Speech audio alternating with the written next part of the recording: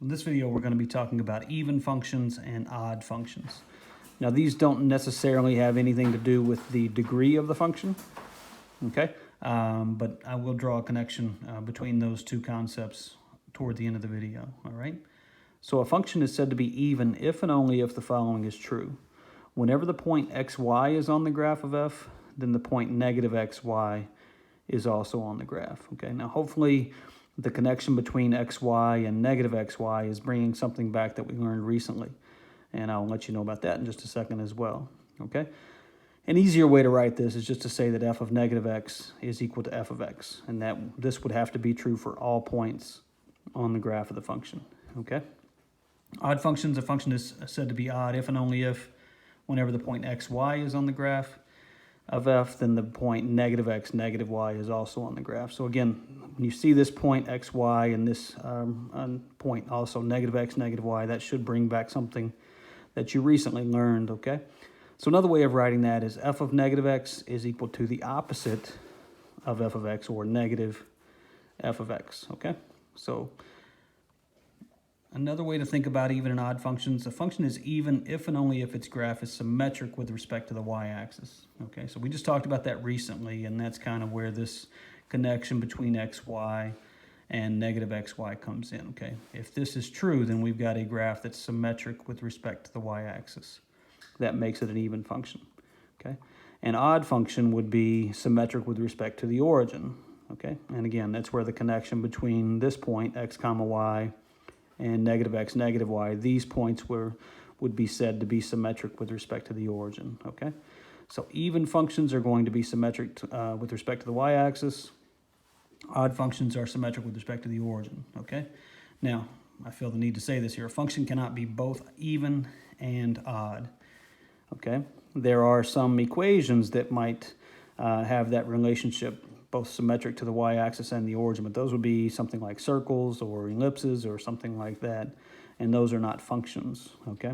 So a function cannot be both even and odd, all right?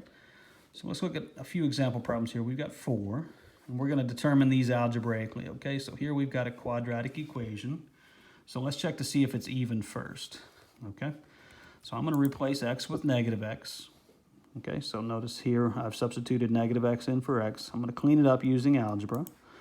Okay, and I get x squared minus 5. Now notice these two things are the exact same thing.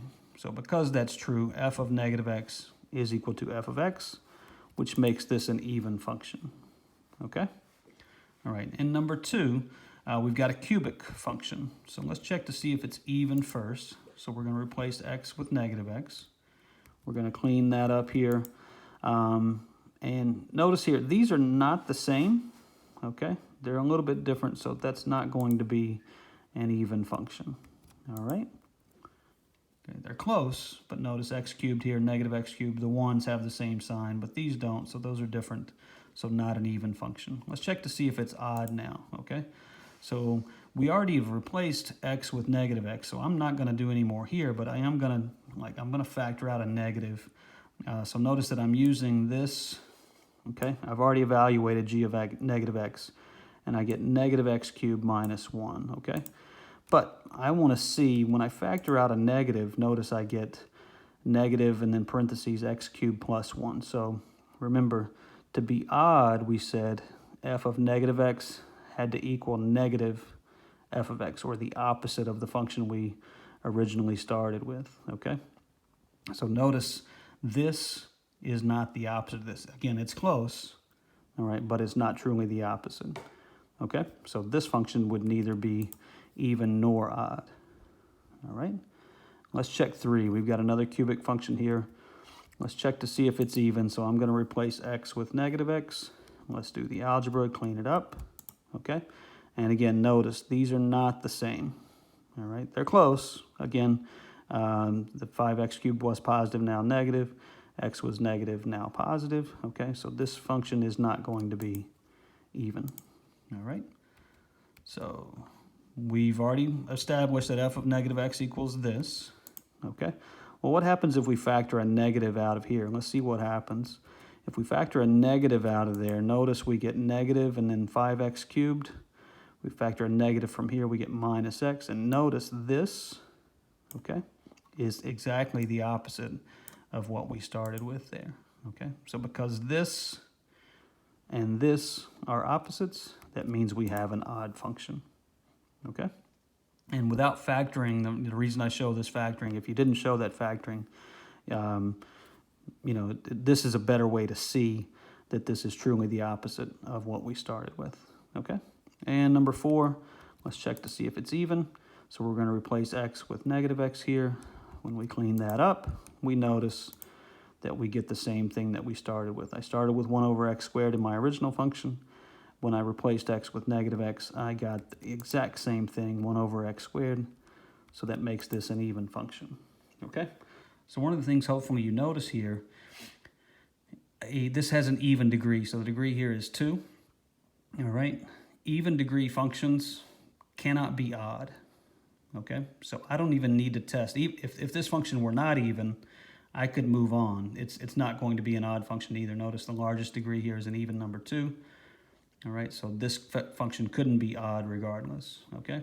Cubic functions, okay, and functions to the 5th power, functions to the 7th power, an odd degree function like these cubic functions can't be even. So yes, I tested those to see if they were even here and here, okay? I did that just to show you the algebra, but I know when I see this cubic function here in number 2 and in number 3, I don't even need to consider to see if they're even. I could go straight to, are they odd or not, okay? Some cubic functions will be odd, like number 3 here. Some cubic functions won't be odd, like number 2, okay? So that's another thing. You can't guarantee that any even degree function is going to be even, okay? That's not guaranteed, just like if you look at number 2 here, this is an odd degree function. The degree is 3, but it's not overall considered to be an odd function, okay? So you still need to check those. You don't want to assume just because you see the largest exponent is an odd number that, hey, it has to be an odd function, because that's not true, okay? So that's how we determine if a function is even or odd or neither.